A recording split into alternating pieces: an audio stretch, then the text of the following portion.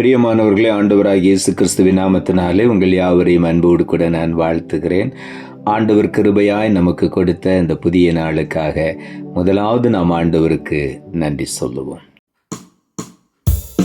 கூடாதது ஒன்றும் இல்லையே, கூடாதது ஒன்றும் இல்லையே, நம் தேவனால் கூடாதது, கூடாதது ஒன்றும் இல்லையே, நம் தேவனால் கூடாதது, கூடாதது ஒன்றும் இல்லையே. நீ விசுவாசித்தாலே தேவ மகிமை காண்பாயே, நீ விசுவாசித்தாலே தேவ மகிமை காண்பாயே.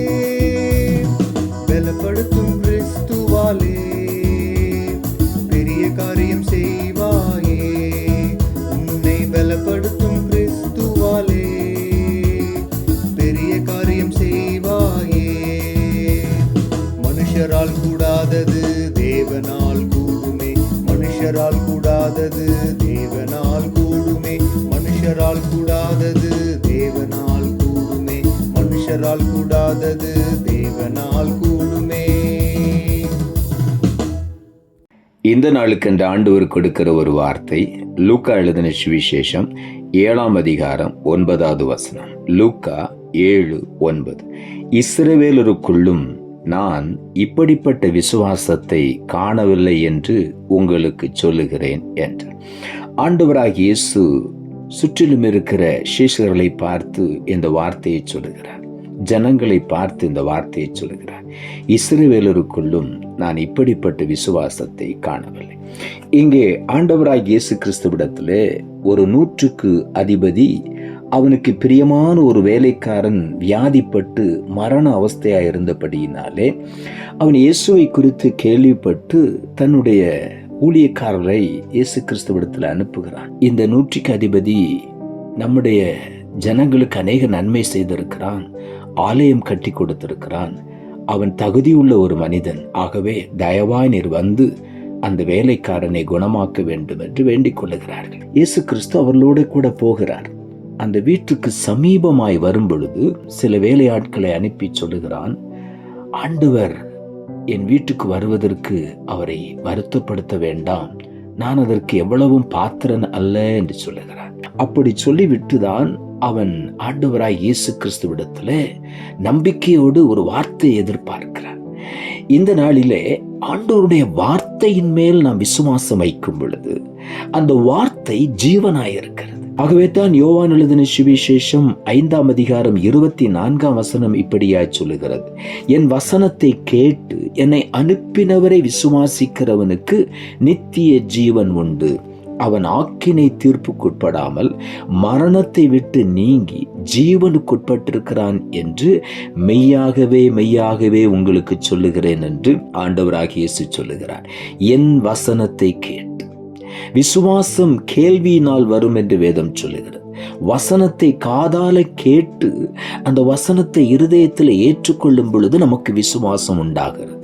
ஆகவே இங்கே என் வசனத்தை கேட்டு என்னை அனுப்பினவரை விசுவாசிக்கிறவனுக்கு நித்திய ஜீவன் உண்டு என்று ஆண்டவர் சொல்லுகிறார். ஆகவே ஆண்டவருடைய வார்த்தை நமக்கு அழியாத நித்திய ஜீவனை கொடுக்கிறது.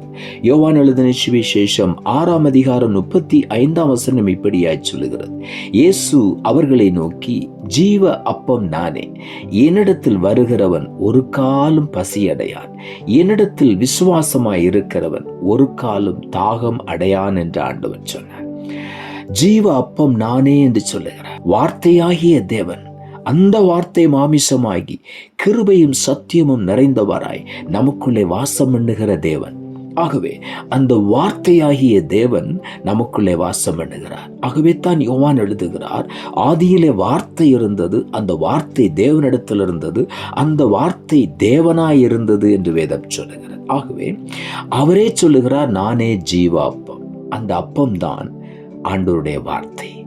அவருடைய வாயிலிருந்து புறப்படுகிற ஒவ்வொரு வார்த்தையும் ஆவியாயும் ஜீவனாயிருக்கிறது. அந்த வார்த்தையை காதால கேட்டு உணர்ந்து அதை ஏற்றுக்கொண்டு அதன்படி நடக்கிற ஒரு மனிதனுடைய வாழ்க்கையிலே ஒருபோதும் தோல்வி வருவதில்லை. அவன் பசி அடைய மாட்டான்.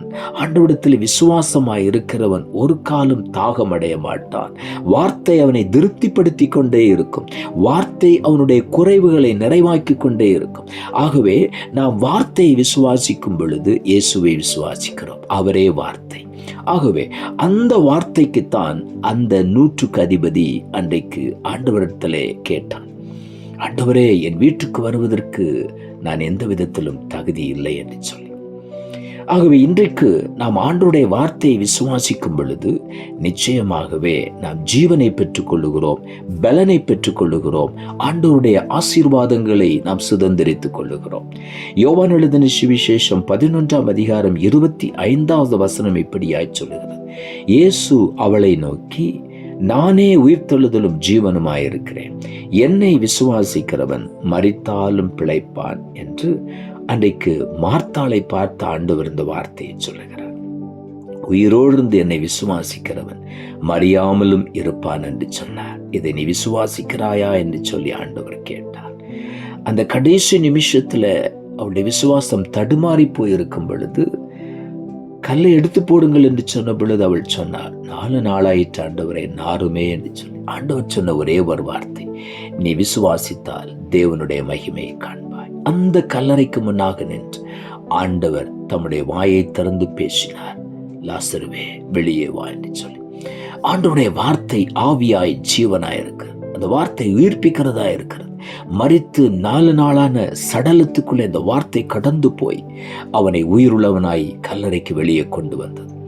அந்த வார்த்தையைத்தான் நம்பி இந்த 100க்கு அதிபதி ஆண்டவரிடத்திலே போகிறான். அவன் சொல்லுகிறான், பாருங்கள், லூக்கா எழுதின சுவிசேஷம் 7ஆம் அதிகாரம் 7வது வசனத்திலே, நான் உம்மிடத்தில் வரவும் என்னை ஒரு பாத்திரனாக எண்ணவில்லை, ஒரு வார்த்தை மாத்திரம் சொல்லும், அப்பொழுது என் வேலைக்காரன் சொஸ்தமாவான். அவ்வளவு பெரிய கனத்துக்குரிய ஒரு மனிதன். அவனுக்கு அநேக வேலையாட்கள் இருக்கிறார்கள். அவன் ஒரே ஒரு வார்த்தைக்காக காத்திருக்கிறான். அவன் சொல்லுகிறான், என் வீட்டுக்கு நீங்க வர்றதுக்கு நான் எந்த விதத்திலும் பாத்திரன் அல்ல. ஆகவே என் வேலைக்காரத்தில் ஒரு வார்த்தை சொல்லி அனுப்பும் என்று சொல்லுகிறார். ஒரு வார்த்தை உம்முடைய வாயிலிருந்து புறப்படுகிற அந்த வார்த்தை மாத்திரம் போதும், என் வேலைக்காரன் பிழைத்து விடுவான் என்று சொல்லுகிறார். அந்த விசுவாசத்தை தான் ஆண்டவர் சொல்லுகிறார், இஸ்ரவேலருக்குள்ளும் நான் இப்படிப்பட்ட விசுவாசத்தை காணவில்லை என்று உங்களுக்கு சொல்லுகிறேன். இன்றைக்கும் நீங்களும் நானும் வார்த்தையை விசுவாசிக்கும் பொழுது அற்புதங்களை, அதிசயங்களை பெற்றுக் கொள்ளுவோம். அந்த வார்த்தையை அவன் நம்பி போகும் பொழுது அந்த வேலைக்காரன் பிழைத்து சுகமாகிவிட்டான். அந்த வேலைக்காரன் சொஸ்தமானான். ஒரே ஒரு வார்த்தை. இன்றைக்கும் ஆண்டவர் வார்த்தையை கொண்டு நம்மை பலப்படுத்துகிறார், நம்மை குணமாக்குகிறார். அவர் தம்முடைய வசனத்தை அனுப்பி குணமாக்குகிறவர் என்று சங்கீதங்களின் புஸ்தகம் 107ஆம் சங்கீதம் 20ஆம் வசனம் சொல்லுகிறது. அவர் தம்முடைய வசனத்தை அனுப்பி குணமாக்குகிறது. ஆகவே இன்றைக்கு நம் ஒவ்வொருவரையும் ஆண்டவர் குணமாக்குவார். அந்த 100க்கு அதிபதியுடைய பிரியமான வேலைக்காரன் மரண தருவாயில் இருந்த அவனை ஆண்டவர் சொல்லி அனுப்பின வார்த்தை அவனை குணமாக்கி விடுதலையாக்கிற்று. இன்றைக்கும் வேத வார்த்தைகள் ஒவ்வொன்றையும் நாம் விசுவாசிக்கும் பொழுது அந்த வார்த்தைக்குள் இருக்கிற ஜீவன், வல்லமை, ஆசீர்வாதம், சுகம், பலன், நன்மைகள் எல்லாம் நம்மை தேடி வரும். ஆகவே வார்த்தையை நம்புவோம், வார்த்தையாகி இயேசுவை விசுவாசிப்போம். நாம் விசுவாசித்தால் தேவனுடைய மகிமையை காண்போம். விசுவாசிக்கிறவன் ஒரு நாளும் மரணம் அடைய மாட்டான். இன்றைக்கு அந்த வார்த்தையை நம்புவோம். விடுதலையை நாம் முழுமையாய் பெற்றுக் கொள்வோம். ஆசீர்வாதங்களை சுதந்திரித்துக் கொள்வோம். நாம் ஜெபிப்போம். அன்புள்ள ஆண்டவரை, கிருபையா நீர் கொடுத்த இந்த புதிய நாளுக்காய் மறுபடியும் உமக்கு நன்றி செலுத்துகிறோம். ஆண்டவர் கொடுத்த ஜீவனுள்ள வார்த்தைக்காக நன்றி. இஸ்ரவேலருக்குள்ளும் நான் இப்படிப்பட்ட விசுவாசத்தை காணவில்லை என்று உங்களுக்கு சொல்லுகிறேன் என்ற வார்த்தையை கொடுத்தீர். வசனத்தை கேட்டுக்கொண்டிருக்கிற ஒவ்வொருவரும் இந்த விசுவாசத்தில் உறுதிப்பட, வேத வசனங்களை விசுவாசித்து மேன்மையான ஆசீர்வாதங்களை சுதந்திரித்துக் கொள்ள நீர் உதவிச்சு தாழ்த்துகிறோம். இரட்சகர் இயேசுவின் நாமத்தில் ஜெபிக்கிறோம் நல்ல பிதாவே, ஆமென்.